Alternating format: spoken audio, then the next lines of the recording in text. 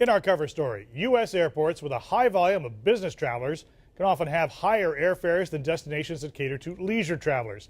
That's the finding of a new study that, in effect, shows airlines banking on executives who book at the last minute to be at that all-important meeting the next day.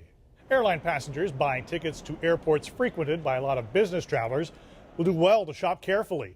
A study just released by Hopper.com, a consumer travel planning website, found the widest price variations at Chicago O'Hare and Washington's Dulles International, airports where legacy carriers such as United and American have a large presence and bank on last-minute business travelers who may pay 23% more on one carrier than another.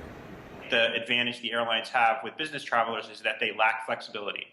They have to go to a particular place at a particular time, so they have very little ability to vary that, and often they have very little advance notice. But business travelers told us their companies are increasingly less likely to pay the high prices for last-minute bookings as they did before. There's a point where we will try to rearrange a trip or a meeting just because it's not logical to spend that much money on a flight.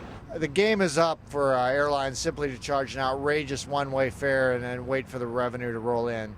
Now business travelers shift an hour, they adjust trips, they divert to other airports. Travelers on vacation can sometimes get caught up with higher fares going through airports with a lot of business traffic. Some suggest taking alternative routes to different but nearby airports. That knee-jerk reaction is to look at O'Hare if you're flying into Chicago. You are going to have more flights there, more options overall within the course of a day. But Midway is a great alternative. It's a little bit closer to downtown Chicago, and it is serviced by some lower-cost carriers. The Hopper survey also found leisure destinations such as Hawaii and Orlando had the least amount of price variability, a little more than 8 to 13%.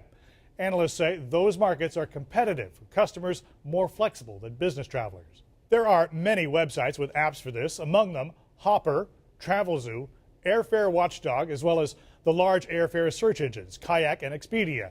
If your travel schedule is flexible, some say Tuesdays and Wednesdays are good bargain days.